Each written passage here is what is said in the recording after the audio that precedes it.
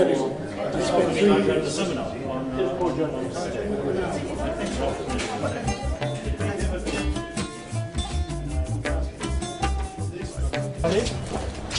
Very nice to see you, sir. Great pleasure. Basil? How are you? Nice to see you. Good to see you. How are you? Turning up regularly these days. Old friend. Hey, how are you? How are you? Good to see you.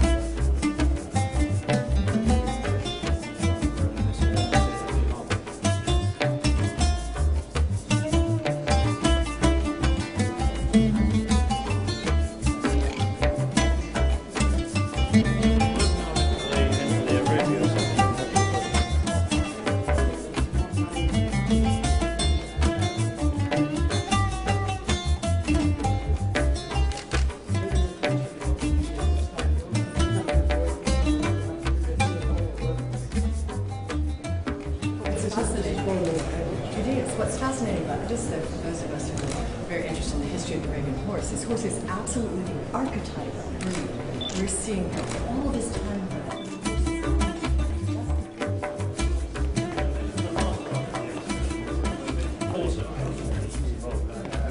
This is one of the foundation sires that's called the Arabian. He's one of the three.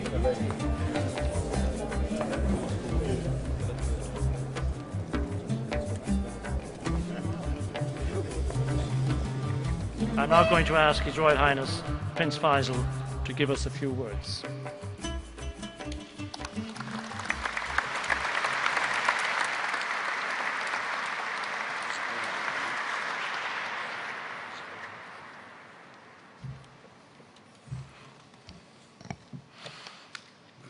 بسم الله الرحمن الرحيم. عليه توكلنا وبه نستعين. صاحب السمو الملكي، أصحاب السمو والمعالي والسعادة، الضيوف الكرام، أبدأ كلمتي بتحية الإسلام، فالسلام عليكم ورحمة الله وبركاته. نجتمع هذا المساء في هذا الصرح الثقافي العالمي، المتحف البريطاني، لنحتفل بالحصان، رمز السلام والحضارة والتقدم. هذا المخلوق الفريد الذي أجمعت الأمم على حبه وعشقه من بدء حضارة الإنسان على وجه الأرض وحتى يومنا الحاضر. فما من أرض وطأتها أقدام الخيل إلا وهناك أثر أو قصة أو رواية اختص بها الحصان دون غيره من باقي الحيوانات التي استأنسها الإنسان على مر العصور. وفي تراث الشعوب ومصادر التاريخ والأدب معلومات ثرية عن الخيل وعلاقتها بالإنسان في السلم والحرب وفي الرخاء والشدة. This exhibition is more than just about the horse. It's about a relationship between man and animal, and how that relationship has developed over eons. And when we talk about relationships, the relationship between Saudi Arabia and the United Kingdom, that relationship is extremely close, and one that I am delighted to say is one that is very close also to my family's heart. And it is wonderful that, Your Highness, that you have helped bring something really special to the British Museum, and something that is subtly different in the British Museum's panoply of great exhibitions.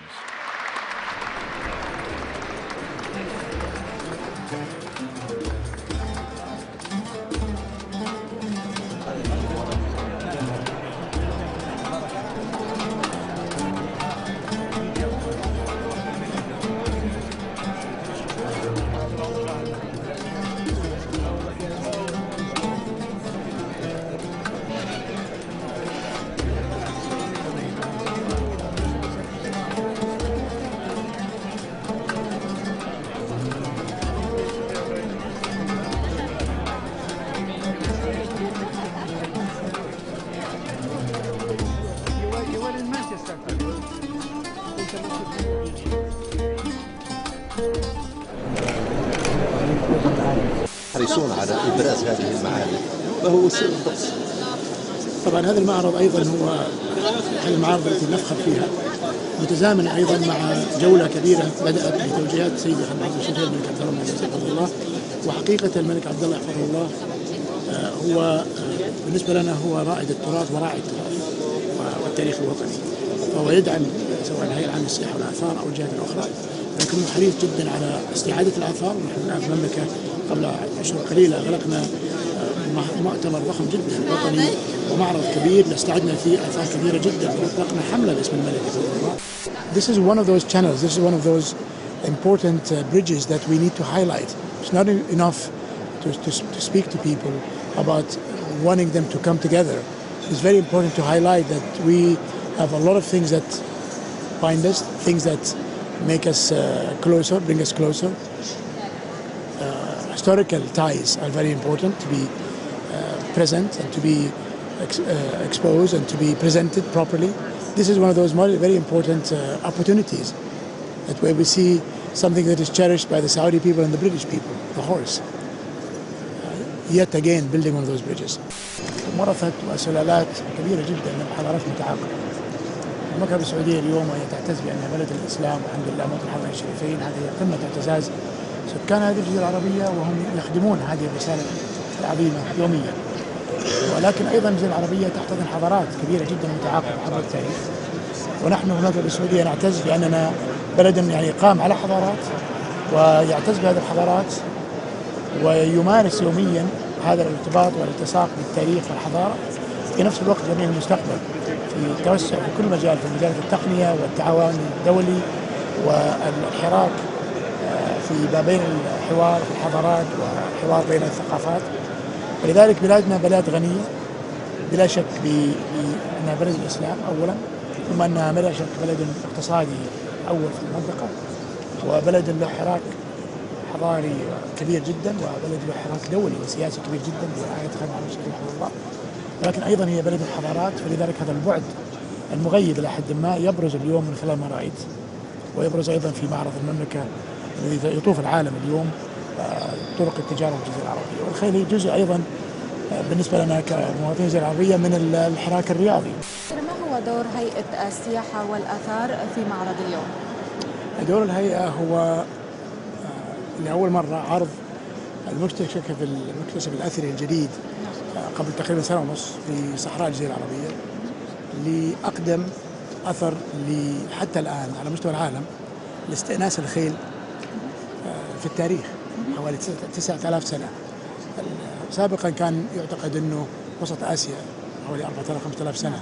هذا المستكشف يعيد كتابة التاريخ إذا حبيت تسميه، ونحن نعتز بذلك حقيقة وسعيدين بذلك، كونه يأتي من قلب الجزيرة العربية وهي أرض حضارات متعاقبة، ولكن أيضا أرض حراك إنساني وثقافي وأرض فروسية منذ فجر التاريخ. لذلك نحن سعيدين بهذا الاستكشاف، أنه لأول مرة يعرض في أي متحف في العالم هو في هذا الافتتاح متزامنا مع معرض الخيل، وهذا تنفيذا لتوجيهات خادم الحرمين الشريفين حفظه الله الملك عبد العزيز، رجل الفروسية الأول في بلادنا وعلى مستوى العالم بالنسبة لنا أيضا. أنه هذا الاستكشاف أيضا يعرض ليعطي هذا البعد التاريخي فيما يتعلق بالخيل، وأن هذه موغلة في التاريخ بالنسبة لسكان الجزيرة العربية. الخيل طبعا بالنسبة لنا أيضا ساهمت في بناء الوحدة الوطنية للمملكة السعودية. نحن نعيد الوفاء للخيل في دورها في توحيد كلمتنا وشملنا في الجزيرة العربية. نعم. طب هل تنوون بعد نجاح تجربة اليوم في بريطانيا، هل تنوون تكرار هذه التجربة في دول أخرى؟ آثار الخيل التي تعرضها الهيئة العامة للسياحة والآثار سوف تذهب إن شاء الله إلى معرض آخر يطوف العالم، وهو اسمه طرق التجارة العربية. نعم. معرض الآثار معرض ضخم جدا يطوف العالم برعاية خادم الحرمين الشريفين الملك عبد الله العزيز. أنهى 4 محطات، بدأت في فرنسا وروسيا وألمانيا وإسبانيا، وسوف يعرض إن شاء الله لأول مرة في الولايات المتحدة الأمريكية في متحف السميثسونيان في العاصمة بدءا من 14 نوفمبر إن شاء الله هذا العام.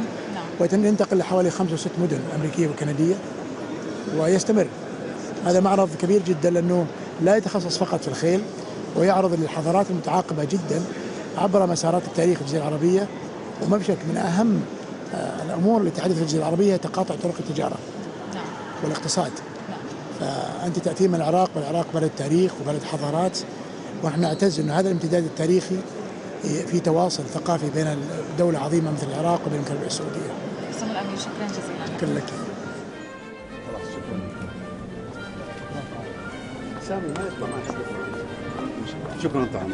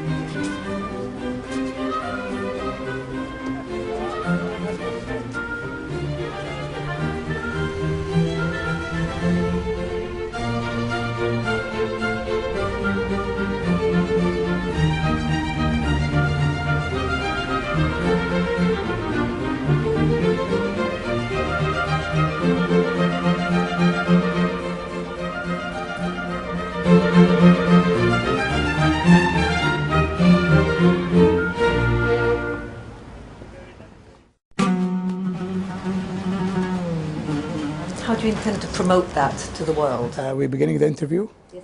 Okay. First of all, we were very keen that not only really promote the depth of Saudi history and its culture.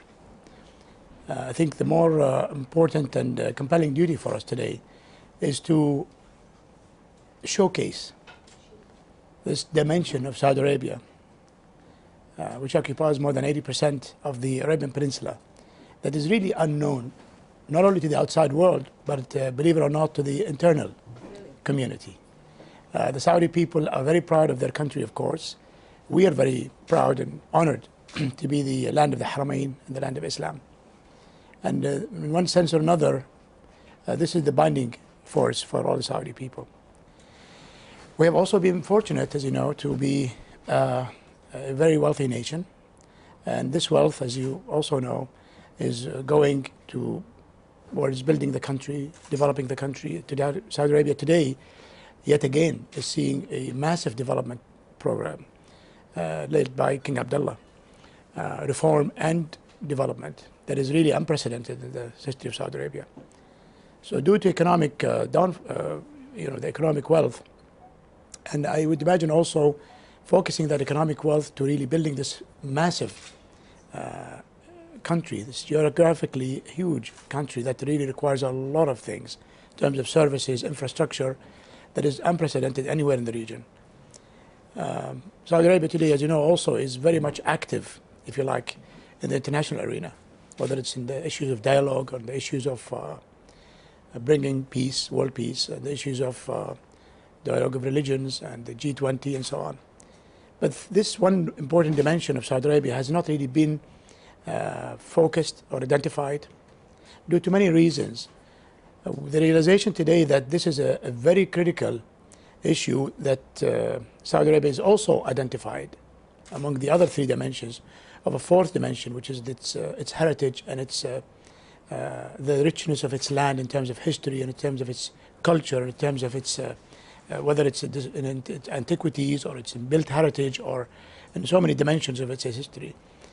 This is very important because we as people of Saudi Arabia and the Arabian Peninsula have to realize this first, before the outside world actually realizes this, that we are the custodians of these great cultures and great civilizations, and that we, as we go forward, look at these civilizations as important to our future and the way we behave today, especially in Saudi Arabia. Is it part of the teaching curriculum for children to learn about the history of Saudi Arabia? There is a lot of teaching in the curriculum about the history of Saudi Arabia, but we realize also that the missing link really is to take kids out to the sites. No matter how much you teach children and bring books and so on, you can teach them how to read and write and do mathematics and so on.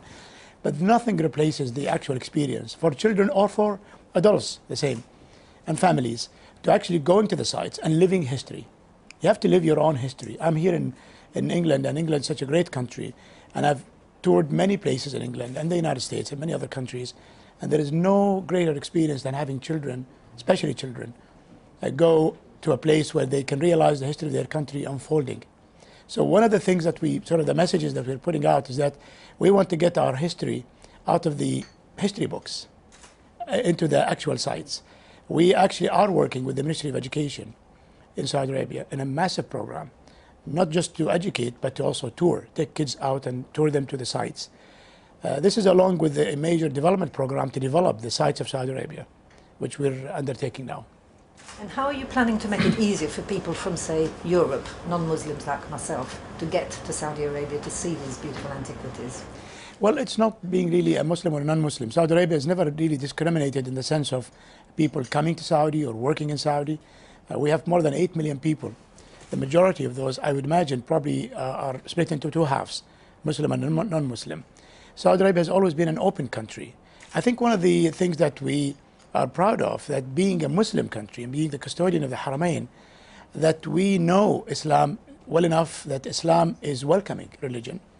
And Islam has, as you know, in the beginning of the early days of Islam, has found out throughout from the Arabian Peninsula into other countries and embraced other cultures and actually learned from the other cultures and other religions. In the sense that Saudi Arabia today is very busy developing tourism, developing the processes to do tourism. We are focusing mainly now on a huge market, which we have in Saudi Arabia, a huge market that is a well-paying market that is now starving for sites that are prepared and better services, tourism services. We're really still in the beginning of developing the services and the tourism services in Saudi Arabia and the heritage sites. It's going to take us another maybe 3 to 5 years before we have a complete, if you say, set of sites and programs and services where we're happy enough that we will be more welcoming to the visitor. Having said this, we are busy in Saudi Arabia today, allowing people who come for the Umrah, the Muslims, to go out on a tourism experience in Saudi Arabia, but also focusing also on the expat communities in Saudi, many of whom are British and Americans and French and so on. And we estimate that over 150,000 per year focus groups that will be enjoying tourism in Saudi Arabia. So also the business tourism. Business tourism, Saudi Arabia is one of the biggest countries in the Middle East. We'll be taking that to the next level now, opening up this market hugely to this big opportunity. We think of this as a business opportunity, not just a tourism opportunity, an economic opportunity. So we are an open country still, but not yet really, and we don't really have to go out and seek a market that comes in and adds more pressure to the pressure we have now. We have absolutely no political or religious or any other reason. It is just a matter of capacity. And are you planning to open new museums to showcase some of these finds, like the horse head that's at the British Museum, etc.? We already have our own, if you like, British museum. It's the Saudi National Museum. It is a beautiful museum, a world-class museum. But that museum is going under quite a bit of development as we speak today. We are also introducing a main drive for a museum culture, a new culture to introduce people yet again to their own museums, to make museums more welcoming to the families and children and the men and women of Saudi Arabia. We are actually busing people to the museums now from schools, boys and girls. And this is a new beginning for us in the sense, in Britain, you probably don't feel that you need to do that so much because people are used to it. Since they're in small age, they go to museums and the museum become part of the teaching and the learning process. We are building, as we speak today, more than 11 new museums. And we probably will be doing more than 50 over the next 3 to 5 years under a program dedicated by the King. This program would basically focus on large-scale museums, small-scale museums, regional museums, and also restoration of really tens of historic villages We are now already on the ground working with the local communities. We don't buy these villages from people. We bring people together, convince them. And there is just now really actually a big movement to preserve the heritage of Saudi Arabia. Throughout the local communities, people have begun to realize that it's so important that for them to preserve the villages and the sites, these mud villages, stone villages, where the original unification of Saudi Arabia, the original movement of the unification of Saudi Arabia started. So out of respect for these sites, we're doing this, but also for economic reasons. So you would see more announcements from us coming of building major museums like the Medina Quran Museum, an interactive center. I think Medina will host probably the world's largest, and naturally speaking also, the world's largest Quran center, which will contain also a major museum. Mecca will host a new also. We just received a big site that we will work on. We'll start also the new Mecca Museum, the History of Mecca Museum, right in the Mecca region. The Jeddah will also see a new, if you like, initial museum like in the western coast of Saudi Arabia. Riyadh will have developments of several museums, art museums, heritage museums, cultural museums. This is a new wave in Saudi Arabia, and it is not because of any other reason except we believe in museums, but the museums that live in the 21st century. Museums that are attractive, that are welcoming, that are diverse in the sense of their programs, enjoyable to go to. So we are moving in that direction in a big way. And you know the... Sorry. Okay. Thanks. Thank you very much. Thank you. Your next trip will be to Saudi Arabia. Lovely. If you would like, we will do that for you. That would be wonderful. Okay. Thank you. We'll arrange it. I'll give you one of our magazines. Thank you very much. Thank you. Thank you for your time. When you were up in space and you looked down on Saudi Arabia, was this kind of pivotal moment when you thought, this is an amazing, the globe is amazing, but so is Saudi Arabia? And what inspiration came from that? Well, when I went up to space, actually I represented the Arab countries. And of course, as a Muslim, I also looked at the position of the vantage point of looking at the Muslim world. So I really never particularly looked at Saudi Arabia per se, except maybe after the passing of the first half of the day. I looked at my own country because I recognized the sites, I recognized the lay of the land. I was asked the same question in the space shuttle, in a press conference. And it dawned on me, that was I think about the 5th day. And it dawned on me that the first day or two, we were actually, as a crew, 7 people from 3 different countries, were pointing to our countries, or part of the world, to say. And by the 3rd or 4th day, I'd remember that we were pointing to our continents. I was actually pointing to the whole area and the continent. But by the 5th day, when we had that press conference, we were not really aware, except of one planet, one globe. And it is really an amazing realization, because Earth, as we see it today, becomes much smaller in the vastness of space. We could see the blackness of space behind Earth, at least what appears to us to be black. And it is an amazing realization that it is such a small planet and such a small world. And then you begin to wonder, how people really behave today like they're living in different planets. You see people today making statements and behaving, whether it's nations or politicians or business people, like what they do is not going to affect everybody else on the planet. It's really like they are living on different planets with its own resources and its own destiny. It is really one destiny for this planet. And this is probably a realization that I still keep now more than 25 years later. Okay, and now very specific questions with perhaps slightly tighter answers. Why the move to awaken public awareness now? As brief as you can make it in English, please. In heritage? Yes, in archaeology and architecture. Well, it's a new age. We have been busy in Saudi Arabia, and we still are, in the development of the country, building out the infrastructure, building out the people of Saudi Arabia. Hundreds of thousands, if not millions of people are being educated abroad and in Saudi Arabia. Today we're going through another period of development that is really unprecedented in Saudi history, due to 3 reasons. The economic reasons. Wealth that's coming to Saudi Arabia today that is being very quickly put into good use.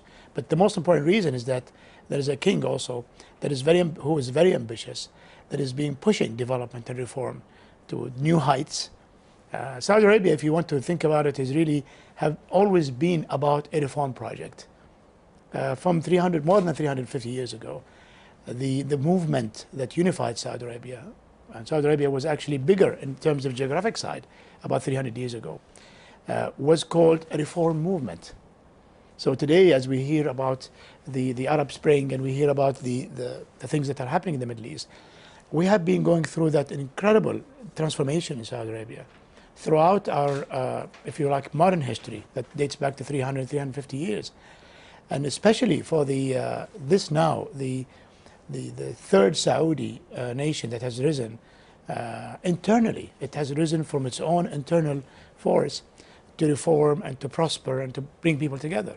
So that is why we are keen that the history of Saudi Arabia, not just the antiquities, but the heritage of Saudi Arabia, whether it's the buildings, the villages, the stories that have happened, the story of the unification of the country, the major civilizations that have crisscrossed Arabia.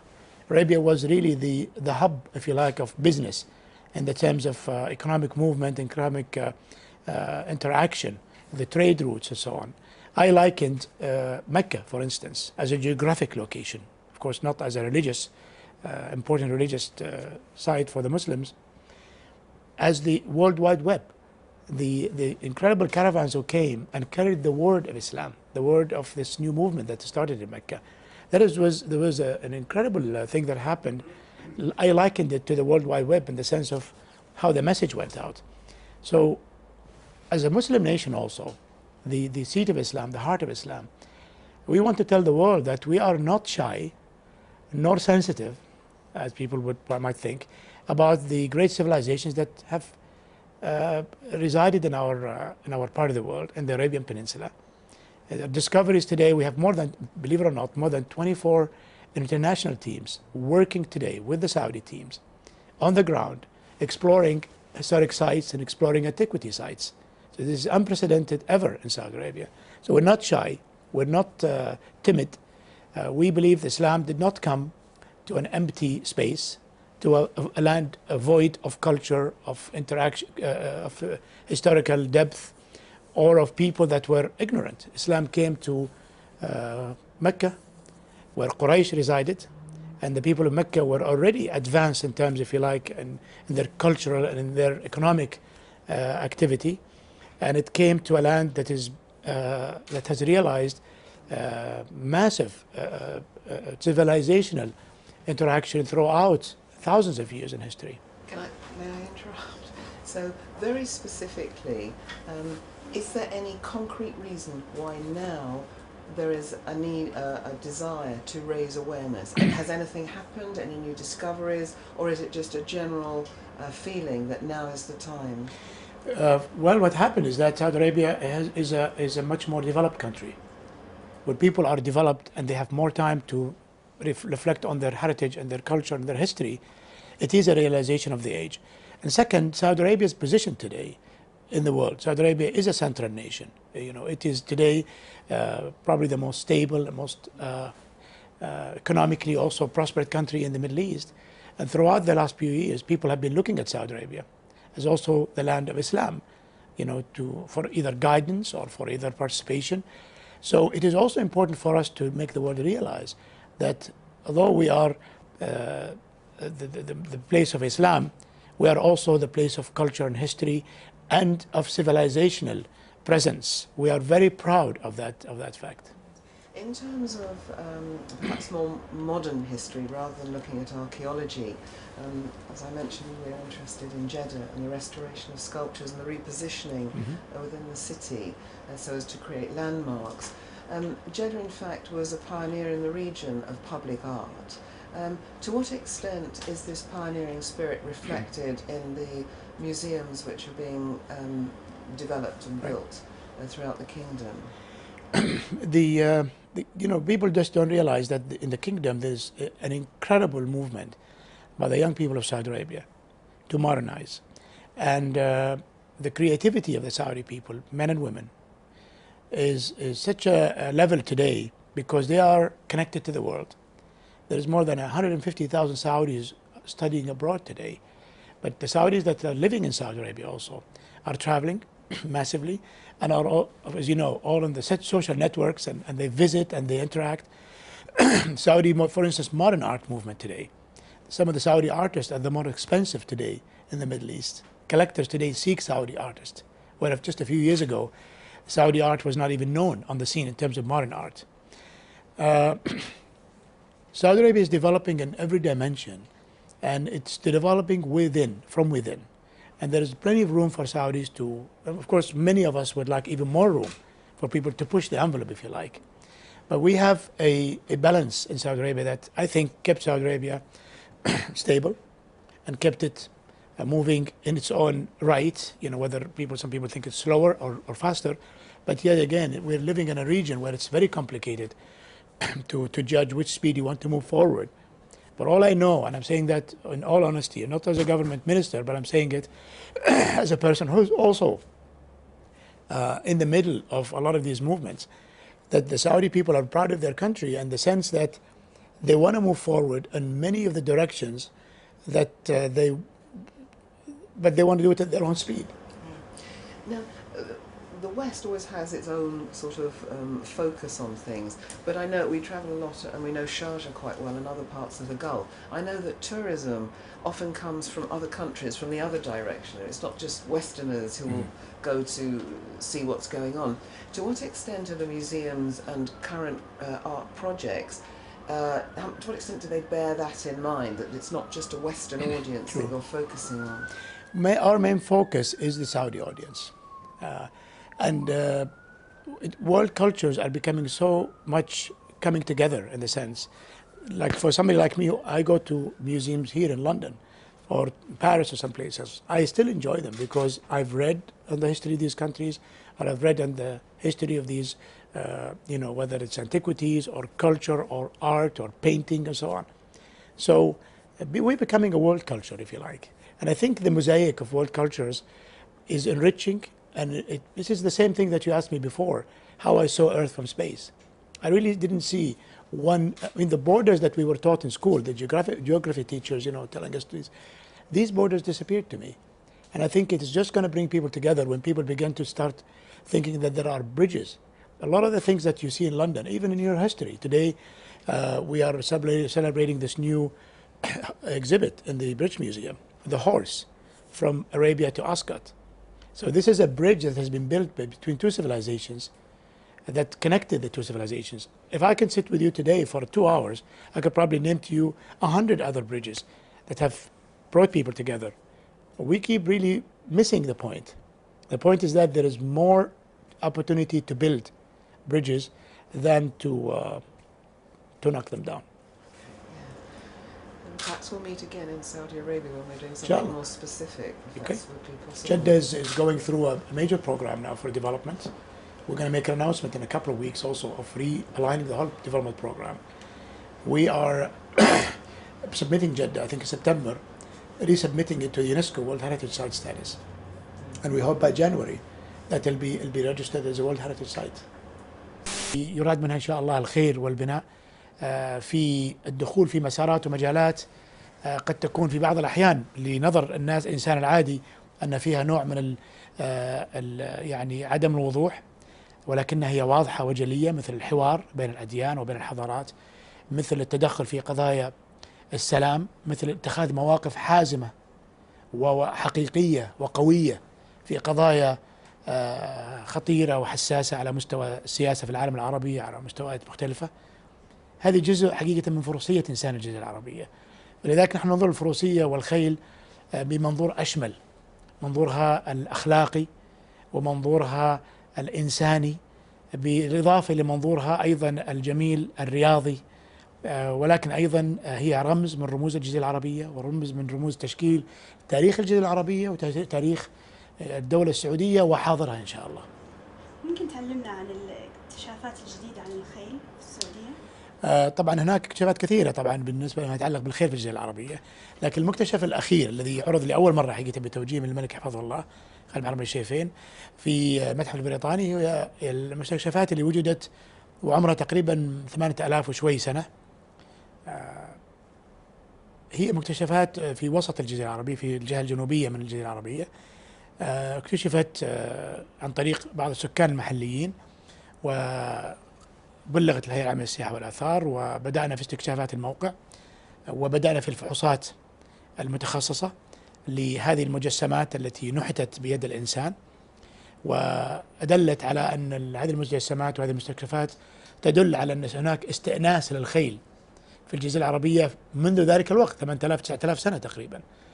وهذا بحد ذاته يغير التاريخ، يعني يغير التاريخ الذي كان ينظر إلى أنه أقدم استئناس الخيل قد يكون في وسط آسيا. ونحن دائما نقول ونعتز بأنه كأهل خيل يعني أن الخيل ونشاطها وحراكها في منطقة في الجزيرة العربية، وهذا دليل آخر حقيقة على أنه يعيد تاريخ الخيل إلى هذا المكان من العالم، ونحن ما في شك نعتز بذلك، وهي مسؤولية كبيرة. وما في شك على مستوى العالم اليوم هناك أبحاث كثيرة على موضوع الخيل وتاريخ متى يعود تاريخ الخيل، لكن بغض النظر عن ماذا يحدث في المستقبل، نحن نعرف أن الخيل متجذرة بالنسبة لها كمخلوق يعني، ومخلوق مستأنس أيضا في الجزيرة العربية، وهي جزء من تاريخ هذه الجزيرة العربية. هل السعودية بل العالم يقدرون الآثار في المملكة؟ وكيف ستجعل الناس يدركون أهمية ذلك؟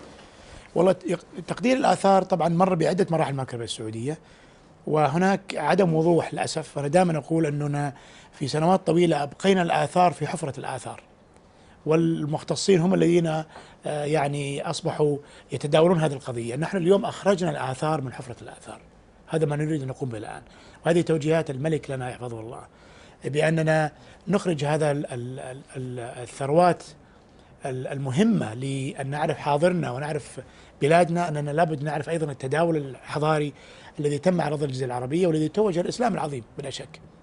لذلك اليوم نحن نقوم بحملات كبيرة، حملة كبيرة جدا يراها الملك حفظه الله، لأننا نطرح قضية الآثار وعلاقتها بنا كأبناء الجزيرة العربية وأبناء المملكة العربية السعودية. نحن اليوم الحمد لله دولة عقيدتها الإسلام، ودولة لولا الله سبحانه وتعالى ثم هذا الدين العظيم لما كنا دولة أصلا، ولما اتحدت كدولة، ولما استمرت كدولة، ولما استقرت كدولة. فنحن اليوم نعتز بهذا الدين العظيم، نعتز بأننا بلد الإسلام، بلد الحرمين الشريفين. كما أيضا ننظر أن هذا الإسلام العظيم لم ينزل في أرض فراغ، ولم يأتي على قوم جهلة، يعني ليس لديهم حراك ثقافي، وليس لهم شكيمة وقوة أو حضور اقتصادي أو سياسي. أتى الإسلام في أرض غنية وغزيرة بالحضارات، وأرض فيها تداول حضاري كبير، وفيها عمق وبعد حضاري ضخم جدا، ولم يأتي ليتحدى هذه الحضارات، بل أتى والحمد لله شكل هذه المظلة الجديدة واستفاد من هذا التداول الحضاري، وأتى على قوم أقوياء. لذلك هذا إسلام الحمد لله، الإسلام دين قوي ودين عظيم، وأتى في أرض عظيمة وأرض فيها ناس أقوياء، والحمد لله لذلك الإسلام ساد وانتشر، أنه خرج من هذه الأرض الجزيرة العربية، هي أرض ذات بعد حضاري كبير جدا وذات تداول حضاري كبير جدا، ونحن أبناء المملكة العربية السعودية اليوم ورثت هذا التاريخ وهذه الحضارات. وتنظرين تعاملنا حتى قيادة المملكة العربية السعودية اليوم يحفظها الملك وولي الأمين يتعاملون مع القضايا السياسية، لأنهم ورثت جزء من العالم جبل على التعامل مع قضايا خطيرة وعلى تبادلات حضارية كبيرة جدا، وعلى أننا قدرنا أن نعيش في هذا الجزء من العالم الحساس. ولذلك نحن تعودنا أن نتعامل مع كثير من القضايا، واليوم نحن نعيش في مرحلة أيضا سياسية معقدة جدا وخطرة جدا، ولكن الحمد لله قدرنا نتعامل معها بهذه الروح وهذه الحكمة، لأن نحن ورثنا هذا من هذا التعامل مع القضايا التي تدور حول الجزيرة العربية والجزيرة العربية منذ فجر التاريخ حقيقة.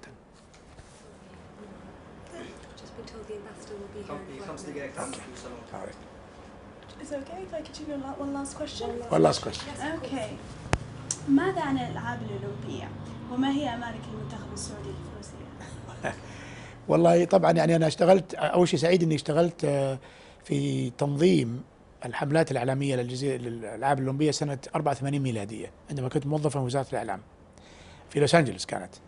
وكان هي حملة عالمية ضخمة جدا. وما بشك فريق كرة القدم خسر المباريات ذاك الوقت، لكن حقيقة الأثر الجميل جدا لهذه الحملات بقي.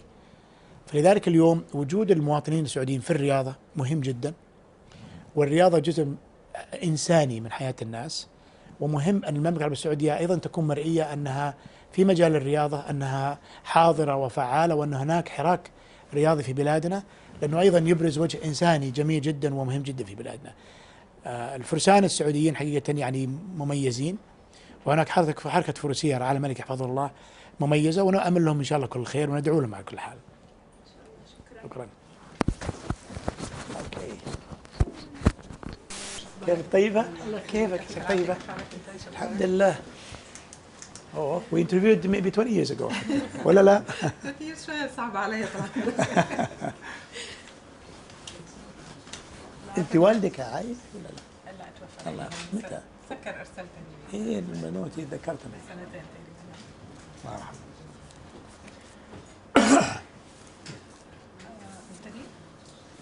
اوكي.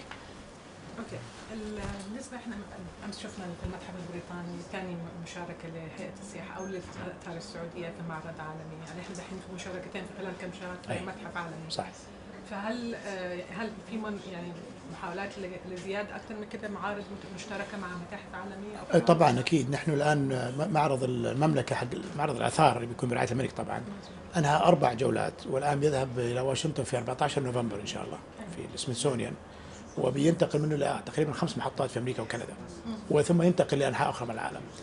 وهذا المتحف الآن المعرض يعني معرض الآثار الوطنية اللي يعطي عرض شبه مختصر عن تاريخ التبادل الحضاري في الجزيرة العربية عن طريق طرق التجارة، اسمه طرق التجارة المعرض. فلذلك يعني هذا أحد الأهم المعارض حقيقة اللي تنتقل بين العالم اليوم. ولكن أيضا هناك مثل ما قلت لي معرض الحج أو معرض الخيل. نحن الحقيقة يعني تأخرنا كثير في عملية استيعاب أن المملكة العربية السعودية غنية كأرض تحتل أكبر موقع الجزيرة العربية بتاريخها وحضارتها وتراثها. لذلك نحن نخطط الآن لمعارض أخرى، وقد يكون يمكن الخطوة القادمة بس يبغى لنا وقت بسيط ومعرض التراث العمراني. الآن نحن عملنا أول ملتقى تراث عمراني بجدة، الملتقى القادم في المنطقة الشرقية. اعتقادي أننا في وقت قصير سوف نكون مستعدين لشيء يتعلق بالتراث العمراني الوطني وما يدور الآن في عمليات التطوير وعمليات أهم من عملية التطوير البناء والترميم هي سكان المواقع التراثية الذين الآن تضامنوا حقيقة بينهم وبين الدولة والقطاع الخاص حتى يخرجوا هذه المشاريع للنور. هذه حقيقة يعني تعتبر سابقة تاريخية بالنسبة للمملكة، ولكن مهمة أن الناس تنظر لكيف عملية التطوير والعناية بالتاريخ والتراث أن ليس مشروع تقوم بالدولة فقط، أن يقوم به أيضا المواطنين أصحاب القرى وأصحاب المساكن، لأنه كل مواطن اليوم في المملكة السعودية يشعرون بفخر ببلادهم، ولكنهم أيضا اكتشفوا أنه عندهم نفائس حقيقة في هذه المواقع التراثية التي تحكي قصة بناء بلدهم الذي يقدرونه ويعزونه ويحبونه، أنه من غير الصح أنه تندثر هذه المواقع ويندثر معها قصة تاريخ هذه الوحدة الوطنية أو تاريخ حضارة بلادنا المملكة العربية السعودية. لذلك هذه قصة التضامن اللي يحصل اليوم هي مثال حي على أنه كيف تعمل الدولة في المملكة العربية السعودية. الدولة تعمل مع المواطنين ولا تعمل فوق المواطنين، هذه مهمة جدا. هل هناك حملات توعية بالنسبة للناس المحافظة على الآثار؟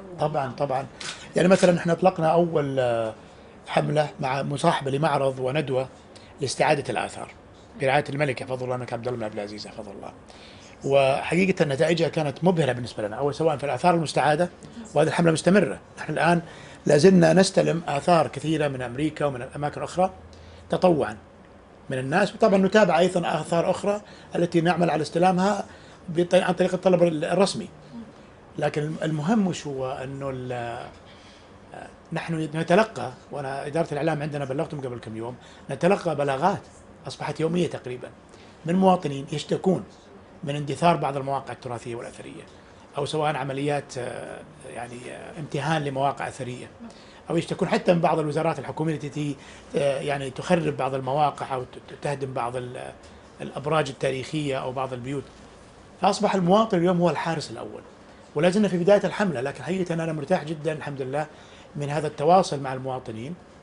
يعني مثلا أعطيك قصة، نحن نرمم الآن وننشئ متاحف في منطقة العلا في مدائن صالح، والقطاع المختص في الهيئة أرسلوا المقاول ينقل عربات من القطار سكة حديد الحجاز القديم من أحد القرى النائية في منطقة المدينة المنورة، ورفض السكان أن المقاول ينقل هذه العربات إلى العلا حتى تكون في المتحف. فزملائنا في الآثار بلغوني أنه يحتاجوا أن ندخل الشرطة يعني على أساس تحمي المقاول وينقلها، وأنا رفضت ذلك، لأنه أعتقد أنا أنه بالنسبة لنا مكسب أن مواطنين من أهل القرية ويكتبون لي أيضا برقية بأننا يعني نريد أنكم تبقون هذه الأشياء التي أصبح جزء من حياتنا وترمموها عندنا وتجعلونها موقع تراثي ومتحفي في قريتنا. فهذه بالنسبة لي أنا أنظر إلى الأمور بهذه الطريقة، أنا أريد أن أؤيدهم بأنه ونكافئهم على تمسكهم بهذا الجزء من تاريخهم. فلذلك هذه هي الحملة التي سوف تنقل الاهتمام بالتراث والتاريخ إلى المواطن. يعني أنا اليوم مثلا كمسؤول، لكن في الجانب الأول أعتبر نفسي مواطن. من الخطأ المسؤول اليوم أن يتصرف كمسؤول ولا يتصرف أولا كمواطن. يعني الملك يحفظه الله يقول للناس أنا مواطن وأنا خادم لكم وأقل من خادم، وكررها قبل 4 أيام في البيعة، يعني في ذكرى البيعة. فلذلك نحن اليوم رسالة الملك يحفظه الله واضحة وجلية، أن المسؤول لازم يفكر ويتصرف ويتعامل مع الناس كمواطن أولا ثم كمسؤول. طب بالنسبة للسياحة الداخلية كيف ممكن نقنع الناس إنه يعني في أماكن جوة المملكة يعني أحلى بكثير كمان من برا إنه هم لو يروحوها، فهيئة السياحة يعني شوف الأماكن جمال الأماكن شيء، واستعدادية الأماكن لاستقبال الزوار شيء آخر. بصدفة أنا في ال6 أسابيع الماضية زرت أظن 8 مناطق في المملكة، وأنا الناس يعتقدوا أني أنا هاوي تصوير. أنا ليس هاوي تصوير، أنا هاوي بلدي يعني. ووجدت أن الطريقة الوحيدة أني أحيانا أقنع الناس أو أني أحتفظ أنا أيضا بذكريات معينة هي عن طريق الصور. فتنقلت في مناطق وبطرق يمكن ما تتيسر لأحد غيري من زملائنا من المسؤولين في الدولة وكذا، كوني طيار وكوني أحب أتحرك كثير وأتحرك يعني حتى مشيا وصعودا في الجبال وكذا.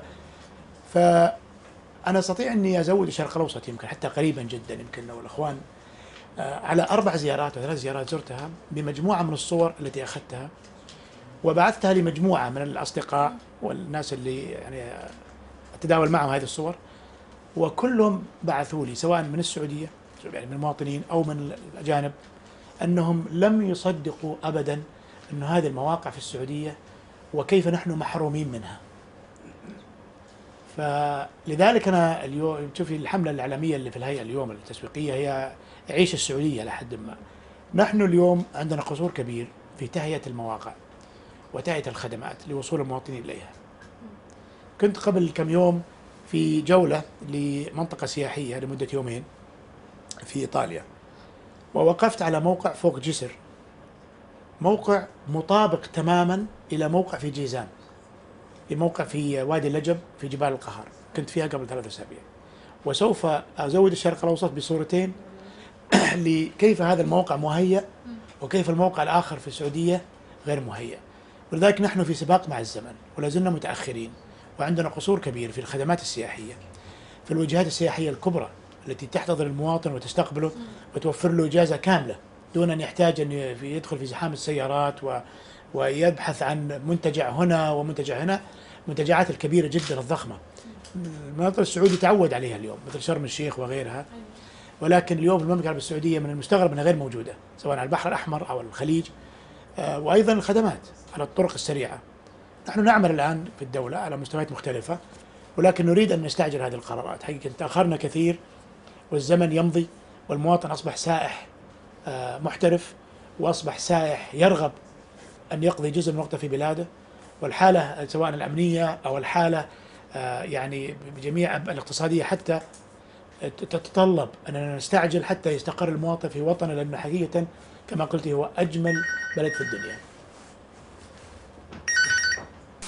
What, I mean, because my research is limited to Jeddah, I'm afraid, what I know is that Plowden and Smith, the English company who are art restorers, are working in Jeddah at the moment, and we're hoping to go out with them in June to see the next phase.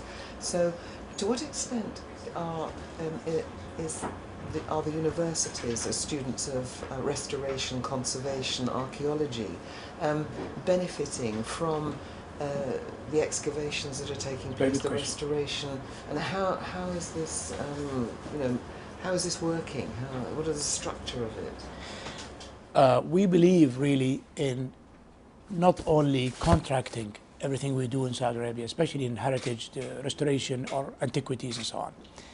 So more than 23, 24 international teams that are working on site, on different sites in Saudi Arabia, in finding the antiquities of Saudi Arabia and researching the sites.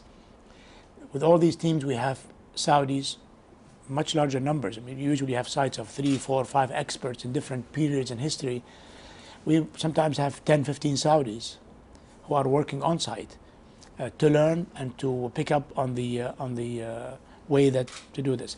Also, we have already begun training programs throughout the country for people on restoring buildings. Dar'iyah, for instance, now the original capital of the Saudi state, which is already a UNESCO World Heritage Site. This year will be opening the phase 1 of the program. It's a huge program that is managed by the Riyadh Development Authority and the Supreme Commission for Tourism and Antiquities. We've already done a couple of programs for the King Saud University in Riyadh. We have an agreement with the King Abdulaziz University in Jeddah. And we have some of the professors who are specialists in this area, restoration, are advisors to the SCTA, to our organization. So and of course we have ladies also in the university and a few other colleges in Jeddah who are, for instance, specialized in interior design in terms of heritage buildings, in restoration, in GIS, in the different aspects of what you do. We are major believers, I am at least, in bringing in the Saudis who are in the universities to become a part of the beginnings, so they can continue to be a part of the development of these sites and protecting these sites. So yes, the answer to your question, the short answer is yes, we are very keen, and we're doing much of that. We're not doing enough yet due to many reasons, but for this next coming time we'll be doing a lot more, because mainly we realize that heritage sites are massive in Saudi Arabia in terms of numbers. And our interaction with the local communities has become such a burden on our organization, in the sense that we're dealing with thousands of people and hundreds of banks and funds, many fantastic initiatives that we have started, and that to the point where we actually decided to start and build the National Center for Heritage, for the built heritage in Saudi Arabia. So now we have a dedicated center, chaired by myself, the chairman of the organization, but it is a separate center. It has its own board of people that are very much in this field, including a couple of the universities, and it's a high-level initiative. And this center now is basically, it's almost a year old, maybe even less than a year old, and it has really taken over a lot of the great work that has already been done by the antiquities side of our organization. So last year we conducted we organized the first national built heritage forum in Saudi, in Jeddah. It was such a massive success, mainly because, first of all, we did not just make that into sort of a higher level specialist kind of conference. We wanted to bring it to the people of Saudi Arabia. So we did 3 things that really brought this focus. One is we did a youth forum at the King Abdulaziz University in Jeddah, where I and a few of my colleagues went and literally held an open forum with more than 5,000 students, men and women, of course, regarding the heritage. And the biggest surprise was the enthusiasm among these university students towards the heritage of their country, towards not just all Jeddah, but historic Jeddah we call it, but in general. Second, we decided to take the heritage, the built heritage, into the malls. So we literally created an event that lasted for a week in a mall, in the largest mall in Jeddah, where we had like 150,000, 200,000 people show up every day. I went actually to visit. I thought I was going to spend half an hour, make a press statement, and I probably ended up spending 4 hours. We had small children, not just painting and drawing, actually building with the old people, the old builders, the old masters. We brought them from different regions, and these masters are building with mud, with stone, and the magic of having a child touch the mud. You bring mud or sand to a child and you can forget about these children for a few hours. So children of Saudi Arabia were actually building small walls and small buildings and tearing them down. And it became such an incredible event that the connection is so important that it made in that sense. And of course there was a lot of scientific sessions, a lot of presentations. To my surprise, I attended most of the presentations and I was sitting in the back actually. Just sitting in the back, listening, but also looking at the people. And I couldn't believe the amount of students that show up every day in the hundreds, break from the university. And the university was kind enough to literally tell people if they want to go to the conference, they just register and go. And I couldn't believe the amount of Saudis who were sitting, taking notes, the men and women who were sitting, taking notes, interacting in the exhibition. So it was a groundbreaking event for us. The next one will be in the East Province in November, next November. So if you come to Saudi Arabia to cover a couple of these events, we can do all of them at the same time. Yes. We were in Venice last year, for the biennial, and so we saw and filmed the work of Shadia. I think it was Shadia who did Alam, and Richard took a photograph, which actually won a prize of the piece. So we're actually quite interested, particularly on the arts, architecture, culture side. That's our focus, to get specific stories within the kingdom. Okay. So we started with the Jeddah, and I'm afraid that is the limit of my research. I can't ask more. I'm so sorry. More specific questions about other parts. Oh no, we do know. We met. There's a museum being built in Dahran, is it? That Wafa. There's a lady Wafa. Oh, the cultural centre. A cultural centre about oil, I think it's. Yes, this is Aramco. Yes, that's the oil company, the King Abdulaziz Cultural Centre. Yes, it's a big project. Well, there are hundreds of projects that are now being built. Whether I'm involved also in the Science Oasis project in Riyadh, which is the science interactive, if you like, museum center. And it is a groundbreaking organization thing that is going to happen hopefully within the next, I think, a year and a half will be done.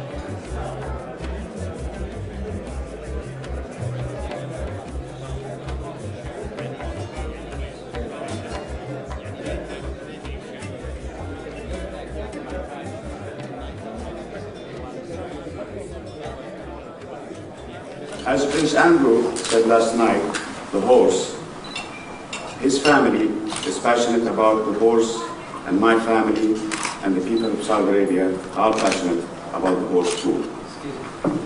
Culture always brings us together and makes us the best of friends. In fact, it is the horse that brought my family together with Prince Andrew's family in 1926. That was the year that Crown Prince Saud, later King Saud, visited England and went to Ascot to the races. Before the first race of the day, Prince Saud sat next to Princess Alice at lunch. Princess Alice was the youngest granddaughter of Queen Victoria. She told him she had never been to Arabia, and he invited her to visit our kingdom. 2 years later, she was the first British royal, the first European royal to visit the kingdom and to talk with King Abdulaziz. And all because of the horse. The British Museum's exhibition is called From Arabia to Royal Ascot. But really, for me, it is from Royal Ascot to Arabia. I hope you enjoy your lunch as much as Prince Saud and Princess Alice enjoyed theirs at Royal Ascot in 1926. Thank you all for coming and for creating a wonderful exhibition that we can all be proud of. Welcome and God bless.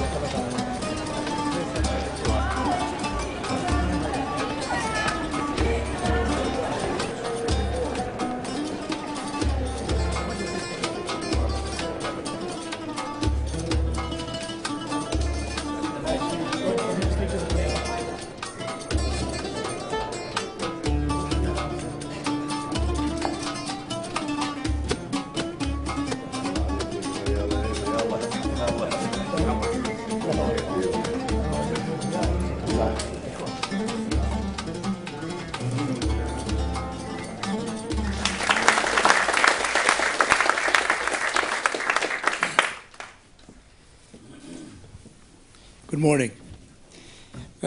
First of all, I want to thank you all for coming here today. I am dressed up like this for two reasons. Well, three reasons. One, I thought my colleagues would be dressed like this. Second, I am leaving to Saudi Arabia right away after this session. And third, it gives you a sense of, maybe a feeling of what we dress like when we're riding horses in Saudi Arabia. And of course, I thank John and Jonathan and the British Museum for hosting us today, and very much appreciate the audience and the few minutes that I have to introduce this scientific gathering. We are very much proud to be here in London. Although where I come from, sunshine and warmth is called bad weather. So also, for those of you who, after this exhibition, would wish to visit Saudi Arabia, when you come to Saudi Arabia and it's raining and it's cloudy and gloomy, if you say that's bad weather, you'll probably get arrested. Well, first of all, I'm going to spare you reading a paper today, and I've decided instead to highlight some of the key points regarding some of the critical issues relating to this exhibition and how this exhibition connects to what we're doing in Saudi Arabia and why we're doing it. I'm very proud also to be associated with a very good friend, a long-time friend, Prince Faisal bin Abdullah, a horseman and a horse enthusiast, and of course my schoolmate and good friend, Prince Mohammed bin Nawaf, the ambassador. This exhibition is extremely important, mainly because it is in Britain, land of horse, and Britain's history has been built around chivalry and horsemen and horses. I understand that Britain also is houses is a home for more than 1 million horses. Very staggering numbers to indicate that Britain is a country of the horse, and it is very appropriate for an exhibition like this to be launched in such a massive way in Britain.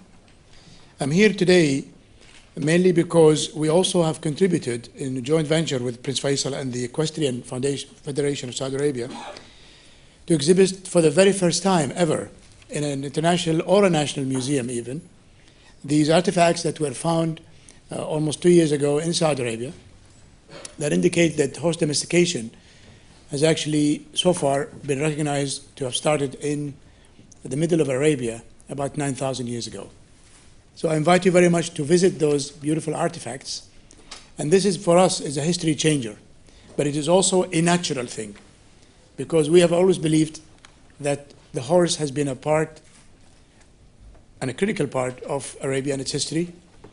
And we very much enjoy the fact that the horse today is recognized as being something of our ancient history. We, as you know, we have been moving around with different exhibitions highlighting the heritage and the culture of Saudi Arabia.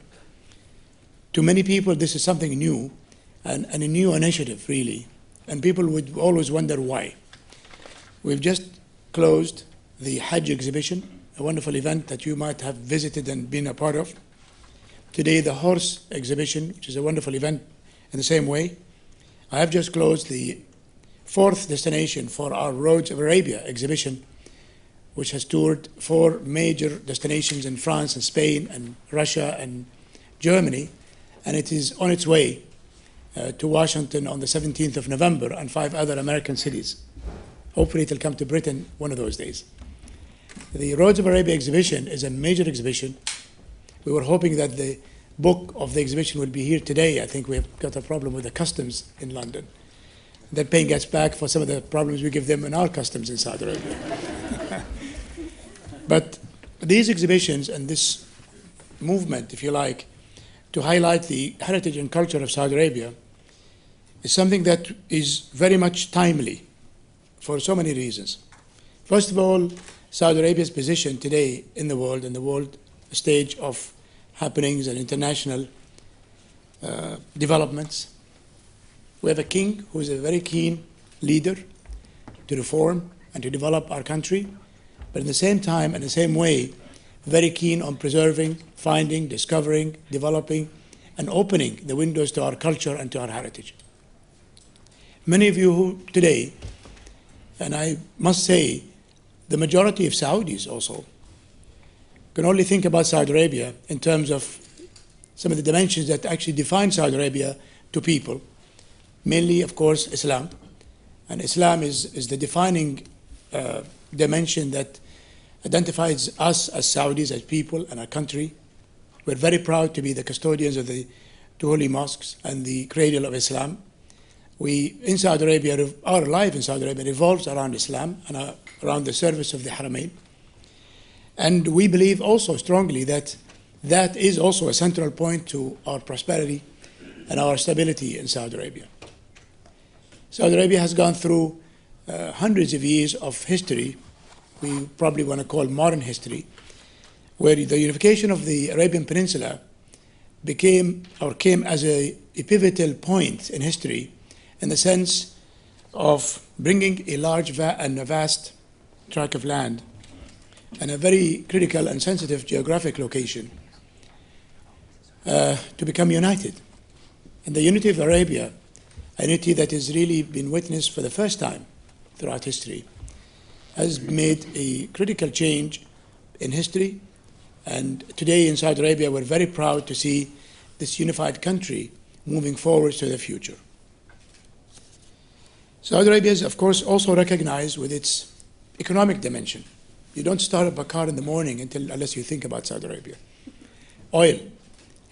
And many people have taken oil from a point of view of, in fact, I've been asked one time by Zainab Badawi at the BBC about the allegations, or more or less, that we are accused, or we are, and Zainab is a good friend actually, we are thought of as an oil country. What do you say to that?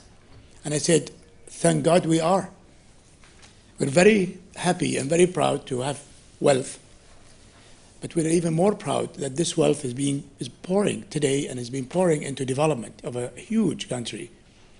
It's a desert, mountains, and it's the seas of Arabia. It's a country that is affluent and a country that is developing very, very fast, especially in these days. And it is a desert that basically absorbs all the rain. No matter what you put in Saudi Arabia as a desert, in terms of infrastructure, in terms of hospitals, universities, schools, roads, water services, education, and so on, it is a country that demands more.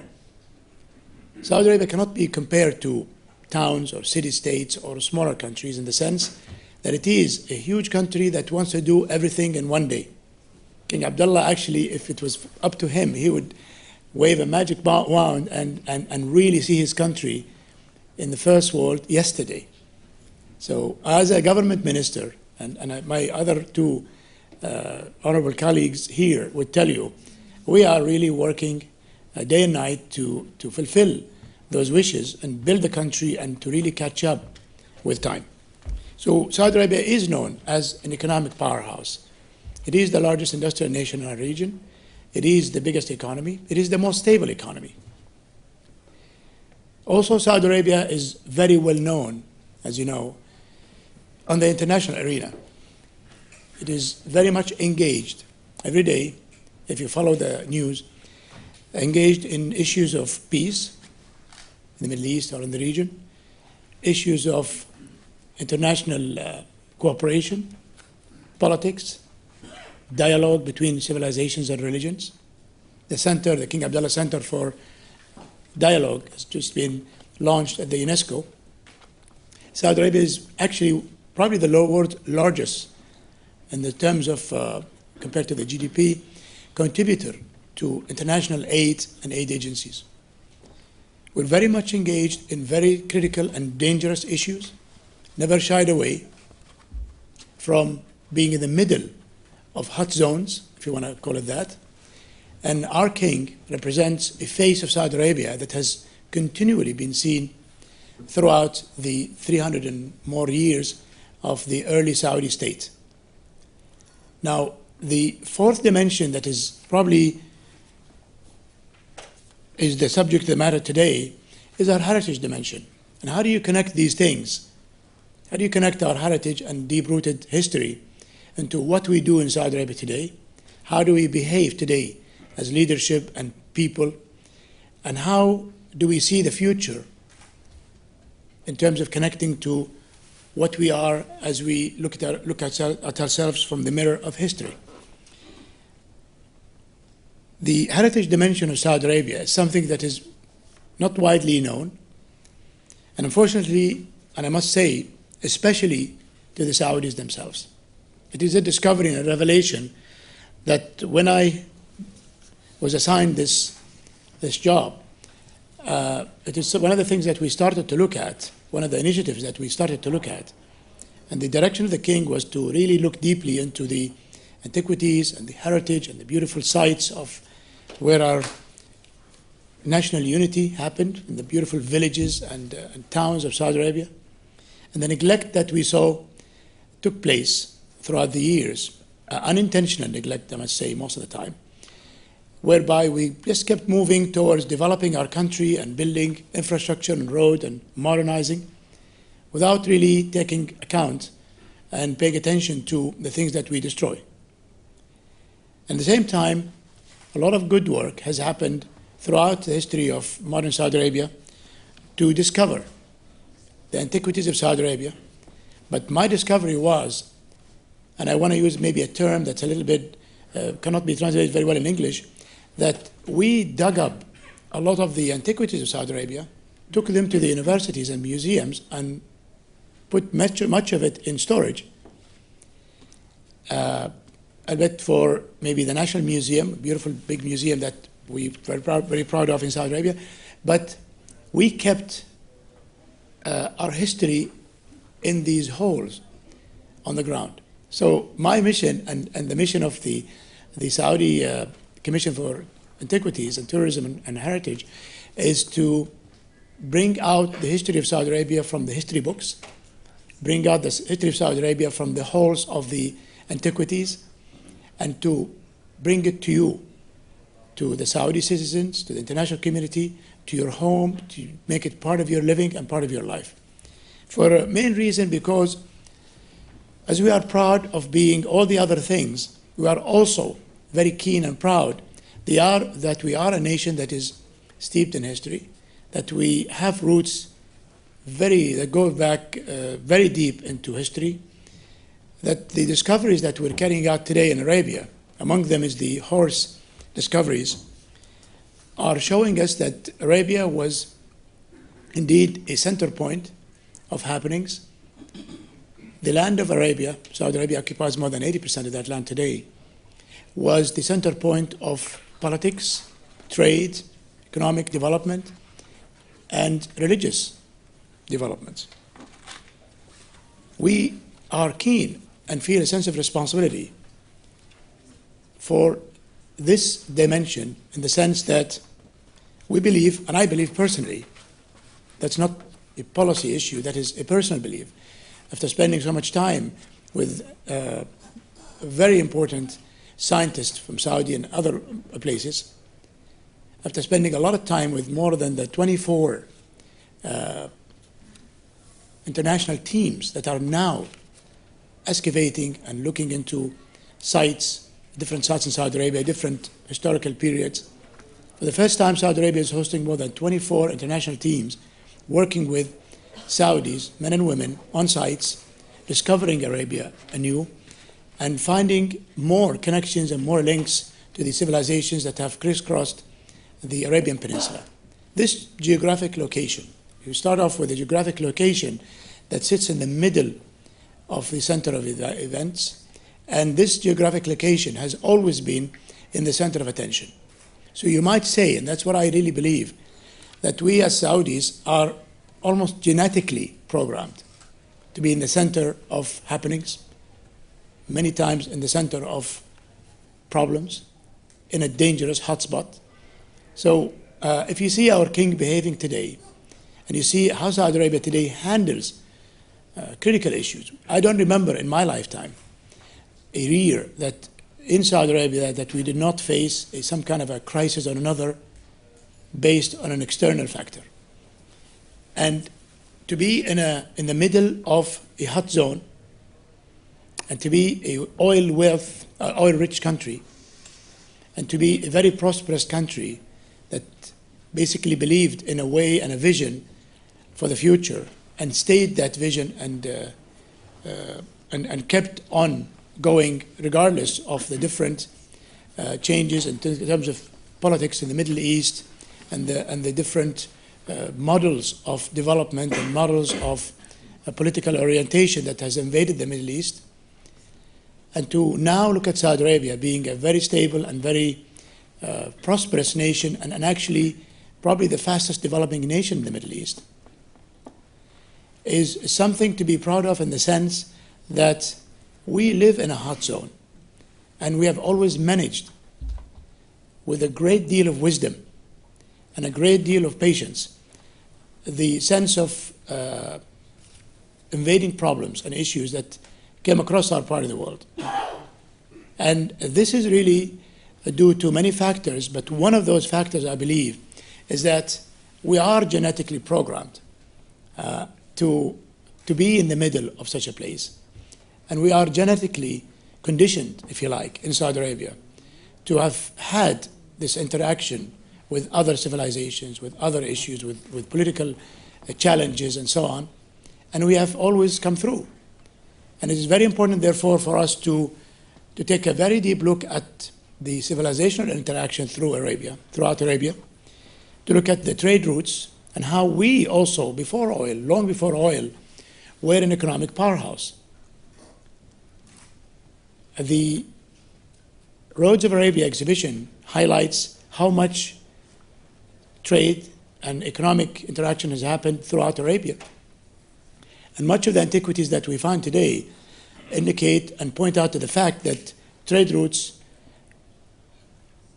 was obligatory to a certain sense of a degree, to come through Arabia and to stop over in Arabia, and by, of course, default, transfer a lot of their culture, a lot of the different flavor of these civilizations. Some settled in Arabia and created these great kingdoms. In fact, Saudi Arabia today, the kingdom of Saudi Arabia today, was practically composed of several kingdoms in the past, whether it's in ancient history or it's in modern history. So the point to make now is, with the advent of Islam, when Islam came to Arabia, Islam became a future changer, if you like, a pivotal point and a game changer in terms of Arabia and its future. And Islam, in fact, did not come to a desert. And I've read much on the books and the literature that has been published many, many years ago, some of the travelers, almost indicating like Islam came to a people that had nothing. They were sheep herders, and there's nothing to be wrong with a sheep herder. We are very proud. We are sheep herders and camel herders, and we're very proud to be living in a desert, but it's not all desert, by the way. But Islam came to a land of culture, came to a very strong people, very wealthy people, indicated by the interaction with other civilizations, indicated by the trade routes. Every summer, every September, we hold the Awqad Souk, the Awqad market, which indicates traveling, a caravan stopping over in Taif near Mecca and celebrating culture and trade and interacting with each other. And it is a pre-Islamic souk and, of course, a post-Islamic souk that we have already revived. So Islam came to a very rich part of the universe.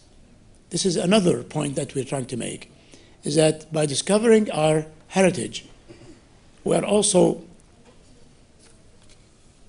discovering how Islam came to a very critical part of the world in a very critical time. Arabia was living in a void, if you want to call it this way, in a political void, in a period of history of fragmentation, a period of history where the Arabian Peninsula was fragmented into smaller, either tribal or political systems, and Islam came to revive unified Arabia and unify the hearts and minds of the people of Arabia before unifying the tribals or the borders of the different factions.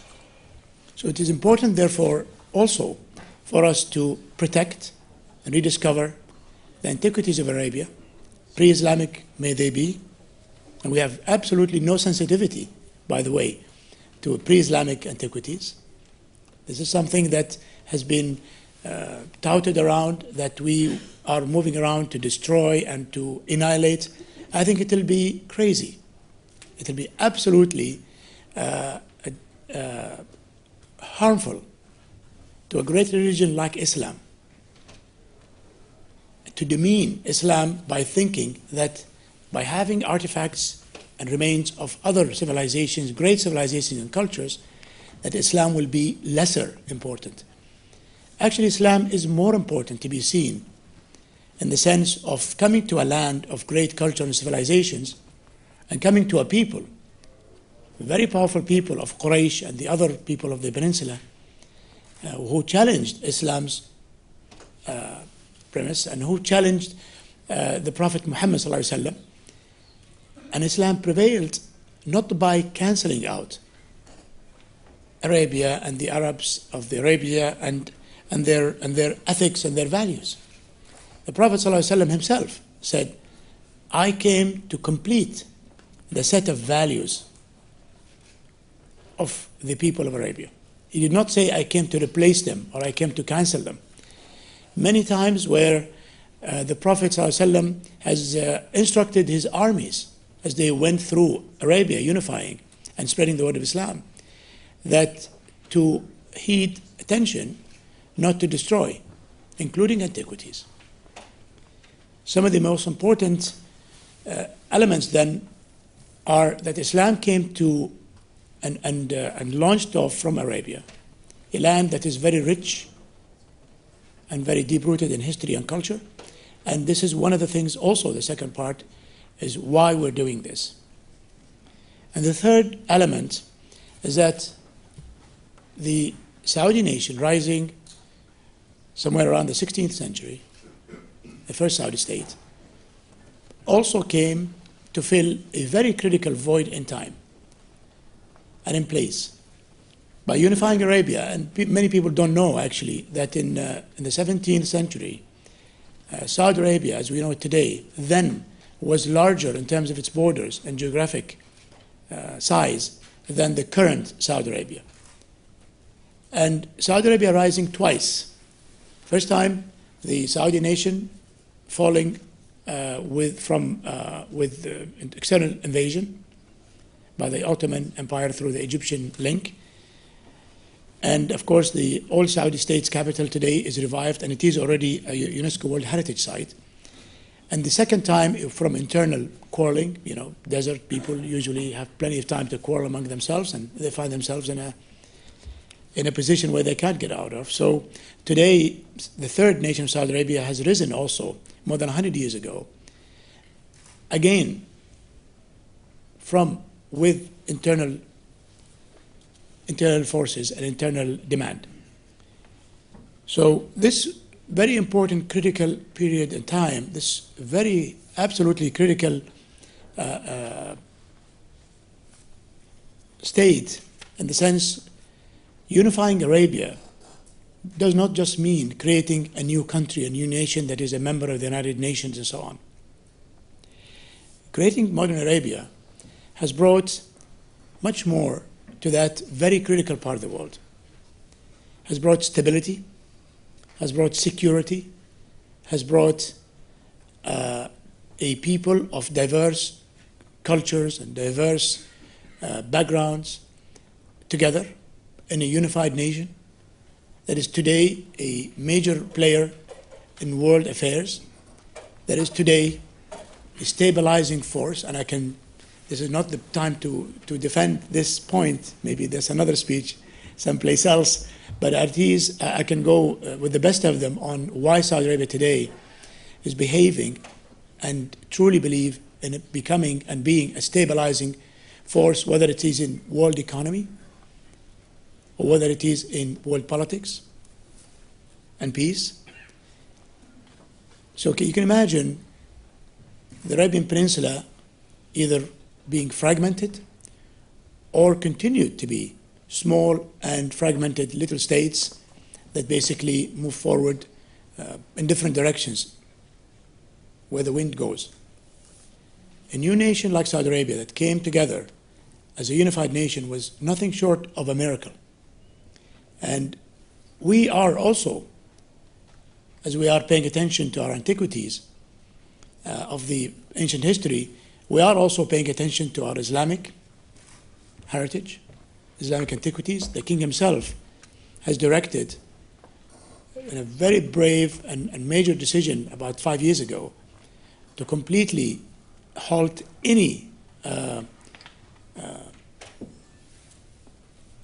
anything that would hurt our Islamic heritage in the sense of sites and buildings and so on, but also that we are investing today in a major national initiative directed by the king himself to revive the history of Saudi Arabia, the history of the unification of Saudi Arabia, so young people of our country can begin, like you do here in Britain, can begin to appreciate that this is nothing short of a miracle for them to be able to go to school every day and to drive their cars and to enjoy their cafes and to show social network and to marry and to have children and to travel and come back eagerly to their safe country.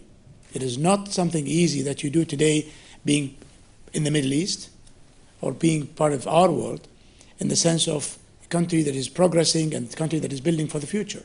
It is also critical for us in this big initiative to revive our culture and our heritage and to take history, take our very proud history out of the history books, if you want to say it this way, and I don't want to put words in Prince Faisal's mouth. He is also the very brave Minister of Education in Saudi Arabia, who is breaking grounds, unprecedented really, in the sense of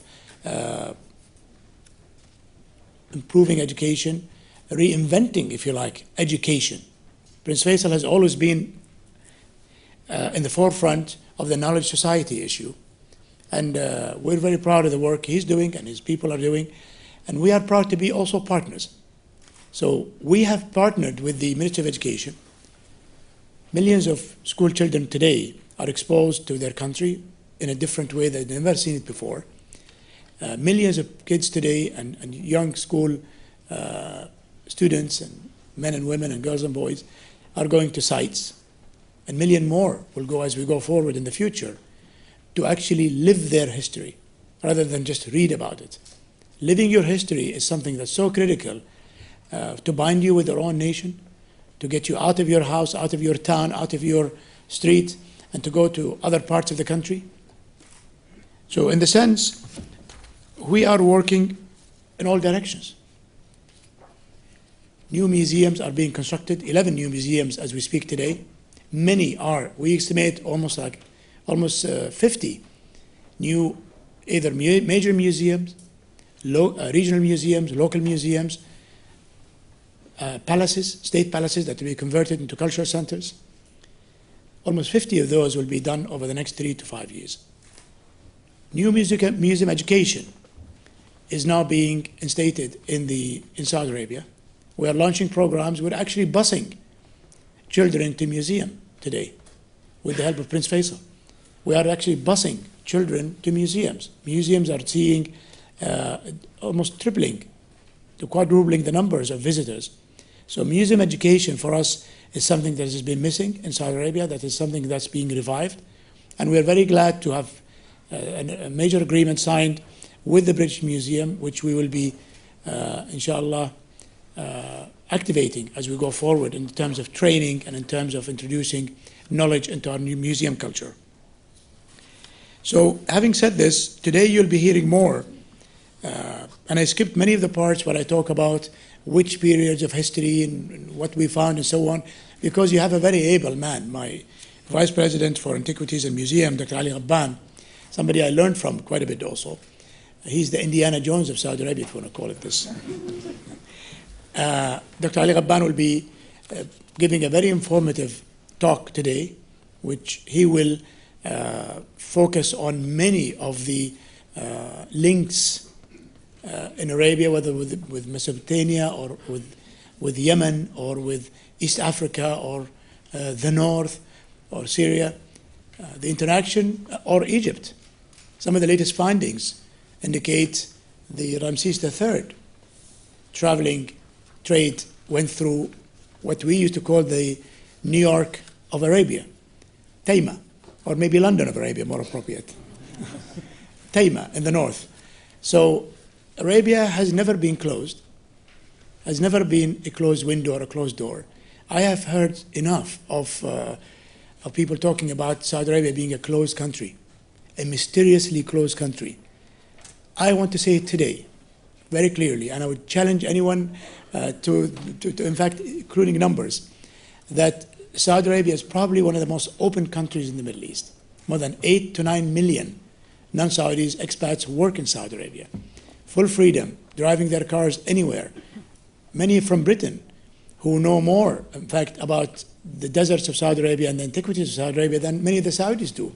Not more than I am, but maybe many of the Saudis do. So therefore, Saudi Arabia has never been a closed country. Our borders, our seashores, we are, of course, the nation of the Hajj. So our western coast has been a center of welcoming gate to the international visitor.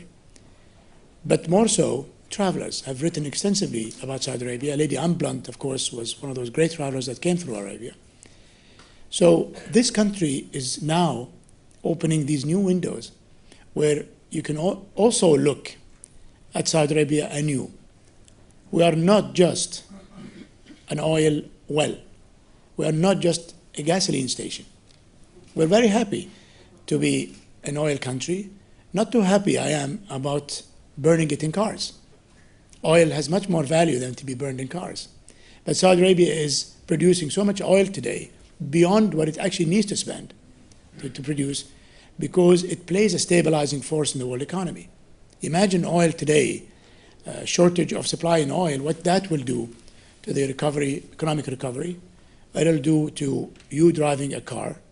We all tried the hybrids. I owned a hybrid and it cost me a lot more, and I was told that it'll pay for itself in 10 years.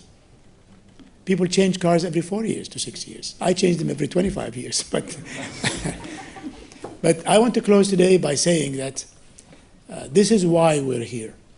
We are here because of the elements that will showcase Saudi Arabia as being a country that cares for its history, its antiquities. These antiquities in these parts of history are not just ours. They're a part of the world heritage, human heritage. You, in your own sense, and some of the civilizations that have come through your lands have actually had some interaction with your own civilization here. So therefore, we feel like we are responsible and custodians for these great cultures. We believe that Islam is stronger when you showcase Islam as being a great religion that came to a great land. Islam came to a great land and a great people, and flourished because it came to a great land and great people. And we believe that Saudi Arabia today is opening a new page, a new window, and we are lucky and fortunate to have this opportunity with a great king like King Abdullah, who believes in this.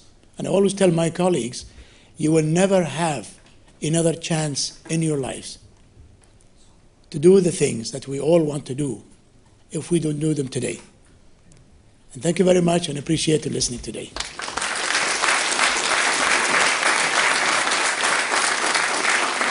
Time for questions? Thank you very much. Are you willing to take a couple of questions? Yes, gentleman there, just wait for the microphone a second. Thank you very much, President. This question also might, if it's not too impolite, refer to the previous speaker's talk. Is that possible to refer to his talk, the previous speaker's talk? Please do. He was covering the history of Saudi Arabia. In my small knowledge of it is that Abd al-Wahhab was a reformer, established a rule in the 18th century, but then the Ottomans took over for about 100 years, and Ibn Saud, the first of the 20th century, built up the kingdom in the 1920s, and that the present rulers derived from that. Am I right in this?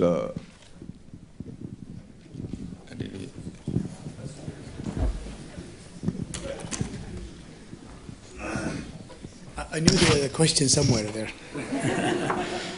Well, I'm charging for my question. The question came from where? Very good question. May I correct your information, though? The Ottomans did not take over Saudi Arabia for 100 years. Saudi nation, which started in 1746, by 1818, there was already 4 rulers have expanded Saudi Arabia's borders to include many of the Gulf states as we know today, of course Mecca and Medina and so on. The invasion came from the Ottoman Empire to recover Mecca and Medina mainly, and they have sent emissaries from Turkey and from the Ottoman capital.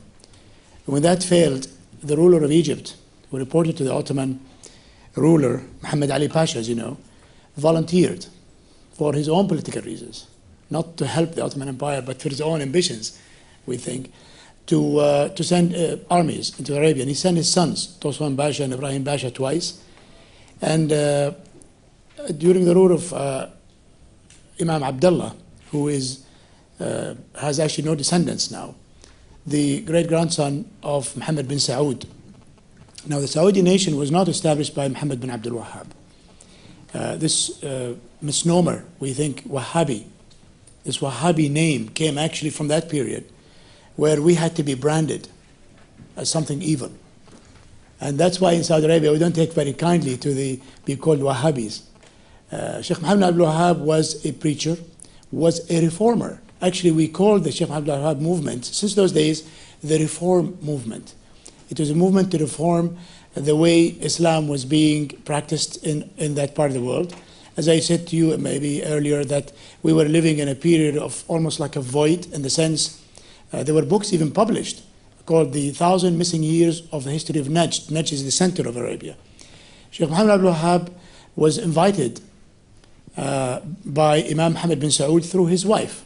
So we also in Saudi Arabia believe and know that the women of Arabia have played a critical role in making Arabia what it is today, the great country it is today.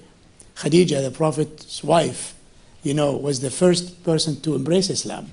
She was a wealthy woman. The Prophet was actually working for her, proudly working for her. And she was the first woman to risk her life and risk her wealth to support Prophet Muhammad sallallahu alaihi wasallam.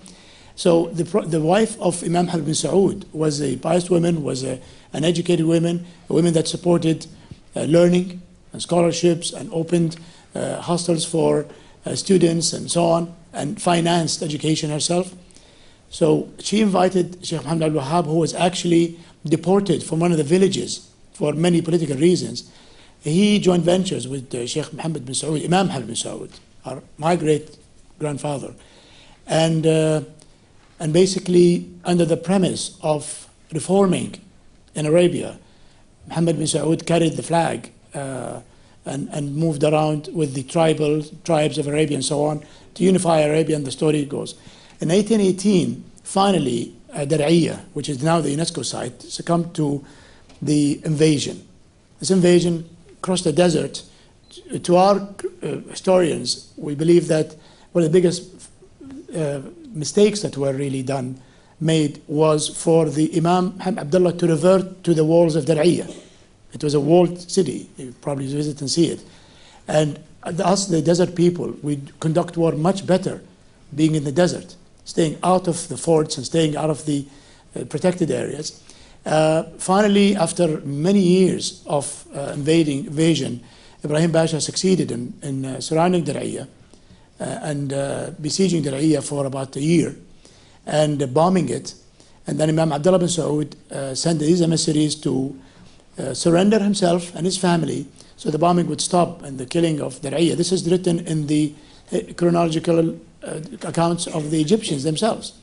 He surrendered himself to Ibrahim Pasha, was sent to Egypt with the understanding that he will be probably jailed in Egypt. Muhammad Ali Pasha sent him to Istanbul, where he was tried and executed and paraded around the streets of what you see today, the center of Istanbul, Hagia Sophia, and so on. And the Saudi state arisen from within just a few short years later. There was no Ottoman occupation of Arabia whatsoever. There was an appointment of a puppet, if you like, ruler from our family and from some of the small families. They were kicked out basically in very, very short period by the second Saudi founder, Imam Turki, a brave man who hid in the desert and for almost a year or so, and came back and retrieved with his followers. There were followers all over Arabia, families and tribes and so on, and that's how the story goes. So to correct, Arabia has never been occupied by a foreign power, and this basically clarifies the point. Thank you.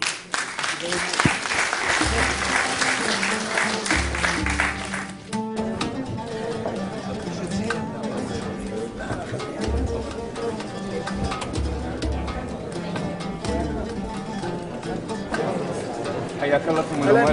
كيف حالك؟ مرتاح ان شاء الله. ذكرتني من اوكسفورد قبل سنتين محاضره.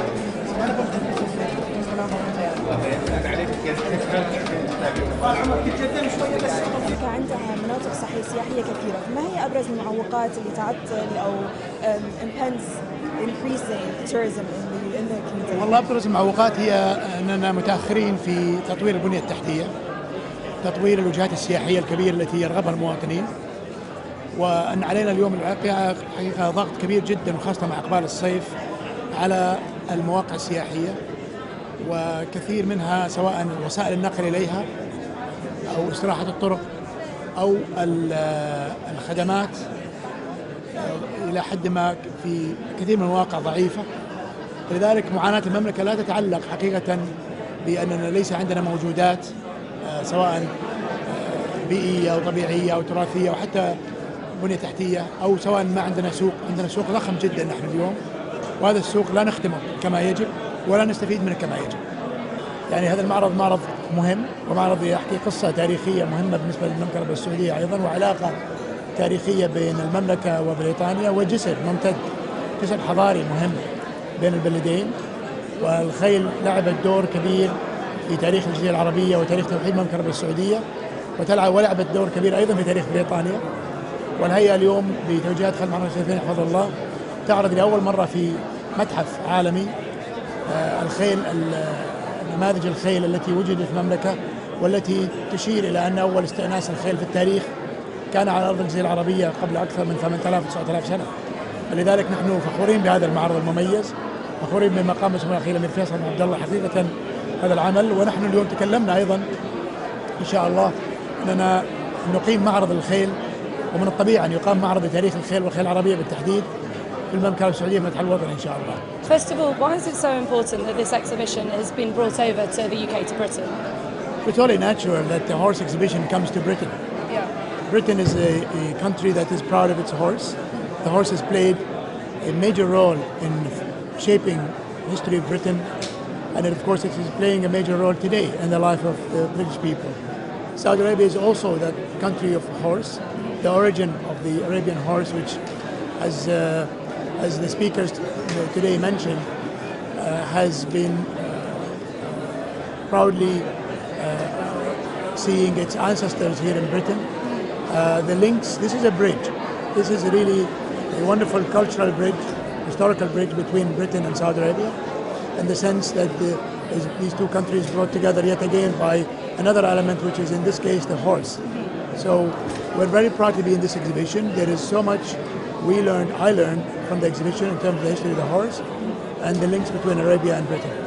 And we are a nation of horse lovers as a youth, so this exhibition is really going to show the two cultures together. Why is it? What is it about the horse, do you think, that brings us together, and why we love them so much? Horse is a very wonderful animal.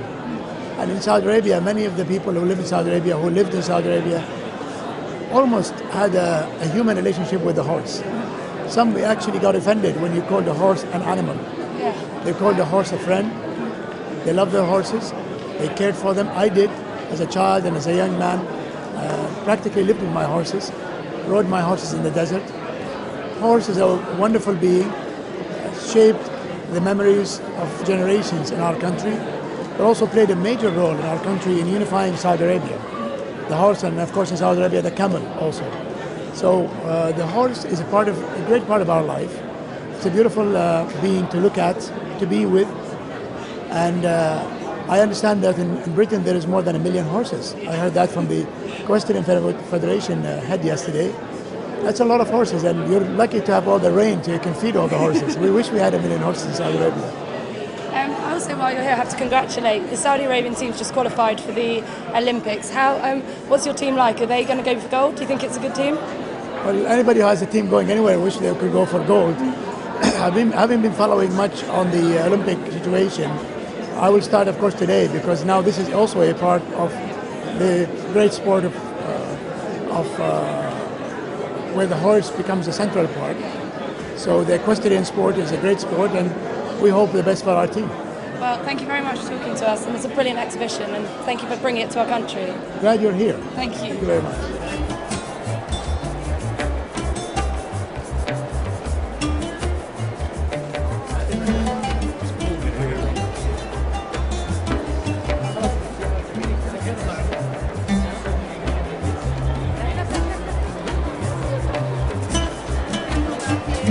On the museum before you come, and we come from Paris, and from Paris. Yes. Comment allez-vous? Yeah. Yeah. In Bonjour. English. Bonjour. Bonjour, And you, monsieur. where do you come from? Saudi Arabia. Ah, ok. Mais je parle français aussi. Ah, bien, c'est facile ça. Ah, oui. Bonjour. Bonjour. Comment vas-tu? Ah, He's an astronaut. He's an astronaut. Oh, ok. Discovery mission. Nice. That's it. On peut faire une photo avec vous? Oui, ça va. Yes. Can you stand here? Yes, come in. Tournez-vous, on fait une photo avec vous. Je viens de Alors, on regarde Ali. Ah, viens, Virgile. Marjorie, viens. Je vous explique après. I can explain you. Yes. Wow, sweet.